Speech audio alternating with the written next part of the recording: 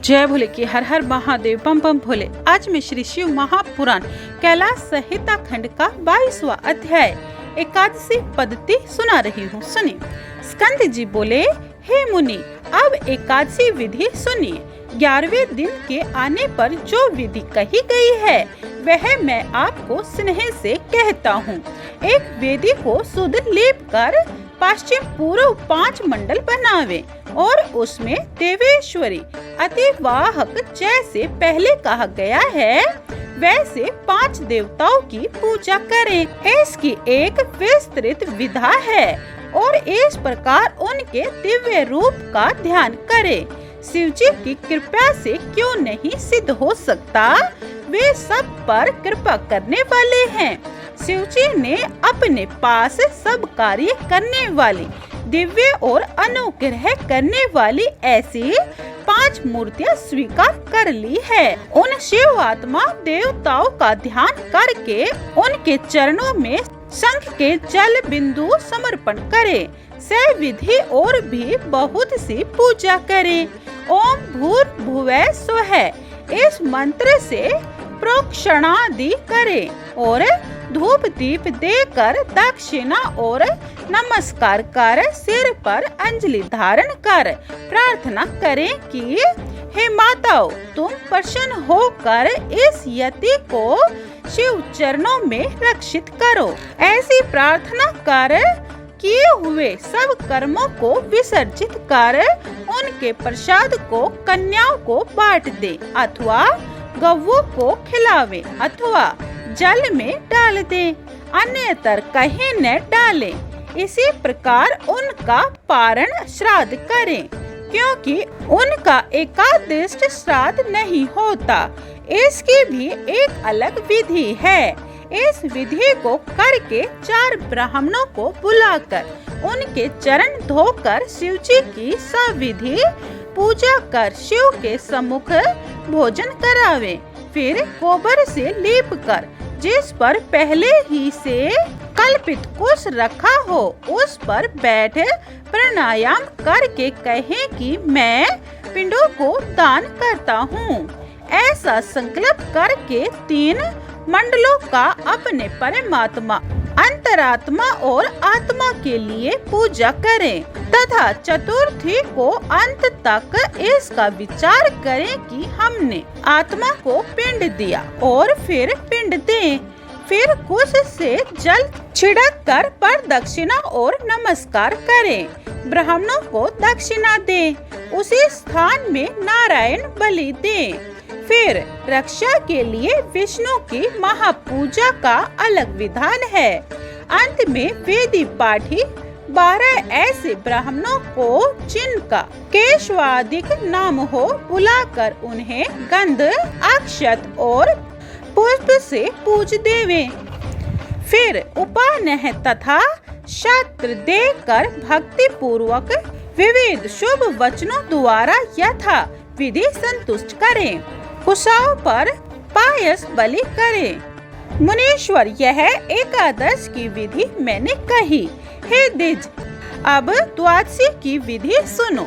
22वां अध्याय समाप्तम। जय भोले की 23वां अध्याय शिष्य धर्म वर्णन। सुनिए। स्कंद जी बोले, 12वें दिन प्रातः उठ स्नान आदि अनेक कर्म से निर्वृत्त हो शिव भक्त आदि अथवा शिव प्रिय ब्राह्मणों को मध्य में नियंत्रण कर स्वादिष्ट अनेक प्रकार के भोजन करावे। फिर उसी स्थान में गुरु पूजन का मन में संकल्प कर कुशा छुवे, उनके चरण धोवे। परमेष्टि स्वरूप गुरु और उनके भी पर गुरु का ध्यान करे। आसन दे, कुशाओं से पूज धूप दे, सारी आराधनाएं समाप्त करें और संपूर्ण शुभ मस्तु कहते हुए उठकर नमस्कार करें। देवा इत्यादि मंत्र जपते हुए अक्षतों को छोड़े और नमस्कार कर सर्वतः अमृतस्तु ऐसा कहें। फिर ब्राह्मणों को भोजन करा स्वयं उनका हाथ धोने को जल दे। फिर आसनों पर विठा तांबुल दे। दक्षिणा में छत्री पादुकासन अर्थात पन ही दे। पंखा, चौकी, वेणु, दंड देने पर दक्षिणा और नमस्कार से उन्हें संतुष्ट कर आशीर्वाद ग्रहण करें और फिर प्रणाम करके विदा करें। फिर यह कहते हुए कि आप सर्वदा शिवादि हैं, जैसी इच्छा हो जाइए, ऐसा कहते हुए द्वार तक उनके साथ जावें और जब ब्राह्मण कहें कि जाओ, तब लौटकर काज कर बैठे हुए अतिथियों, ब्राह्मणों, दीनों, अनाथों सहित भोजन कर सुखी होवे। इनमें कोई व्यक्त कर्म नहीं करना चाहिए।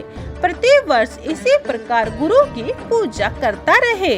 उत्तम गुरु का आराधक यहाँ के बड़े बड़े भोगों को शिवलोकों में जा भोगता है।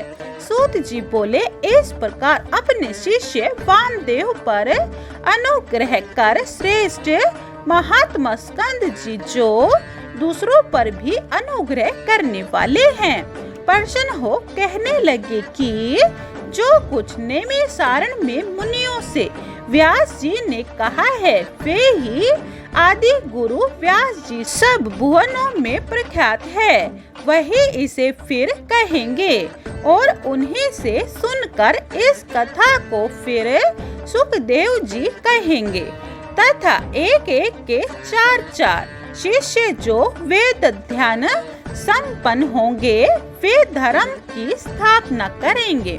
उनके नाम है वैशंपायन, पैल, जैमिनी और सुमंत।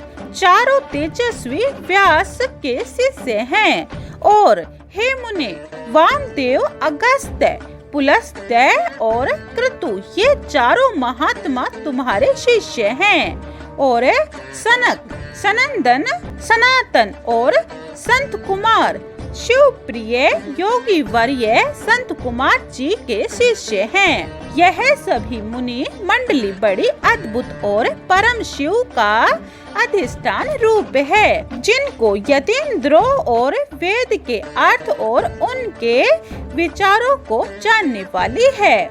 इन्होंने ही वेद आदि के विभाग से कल्पित 5 महाभूतों से आवृत वेदांत सिद्धांत का परम निश्चय किया है, जो मोहनाशक, ज्ञानदायक, संतोषदायक और जगत का कल्याणकारक तथा लक्ष्मी का देने वाला है। मुझसे सुनने के कारण पंडित इसे वामदेव का मत कहते हैं और शिव का ध्यान कहते हुए ये यति शिव स्वरूप हो जाते हैं। और इस प्रकार ब्रह्मा, विष्णु और शिव का भजन कर जैसे नदियों को सागर की प्राप्ति हो जाती है, वैसे ही उनकी समानता से मोक्ष पद को प्राप्त हो पाप मुक्त हो जाते हैं। इस प्रकार वामदेव जी को उपदेश कर स्कंद जी देव पूजित अपने माता पिता के चरणों का स्मरण कर शिखरावृत कैलाश शिखर पर चले गए। ऐसा दिव्य ज्ञान दे गुरु जी चले गए। फिर वामदेव जी ने स्कंद जी का ही अनुसरण किया और कैलाश पर जा शिव पार्वती के चरणों में सिर नवाया। उन चरणों की भक्ति से वे सर्वांग पूर्ण हो गए। फिर उन्होंने पृथ्वी पर गिरकर शरीर शून्य हो इस प्रकार बार बार नमस्कार कर उठे और वेद शास्त्रों के आशय पूर्ण अनेकों अस्त्रों से उनकी स्तुति करने लगे। इन मुनियों ने अम्बा सहित एवं पुत्र सहित शंकर जी की बड़ी स्तुति की। देव देवी के चरण कमलों में सिर नवाया। फिर तो उनकी कृपा पा वही रहने लगे। हे मुनियों, इसी प्रकार आप लोग भी वहीं ओमकार्थ महेश्वर को जानकर सुख से वहाँ विश्वेश्वर के चरण कमलों में रहिए, जो वेदों में गुप्त सर्वस्व तारक मंत्र देने वाला और मुक्ति के दाता हैं। और मैं श्री गुरुदेव के चरण कमलों की सेवा के लिए बद्रिकाश्रम को जाऊंगा। देखें फिर कब आपसे मेरा समागम हो। हे मुनिवरों, आपने जो पूछा था वह सब मैंने कहा। इति श्री शिव महापुराण भाषा कैलाश संहिता संपूर्ण। आज हमने श्री शिव महापुराण कैलाश संहिता को संपूर्ण कर दिया है। कल हम श्री शिव महापुराण वायव्य संहिता खंड का प्रथम अध्याय विद्या अवतार का कथन वर्णन करेंगे। जय भोले की हर हर महादेव, बम बम भोले।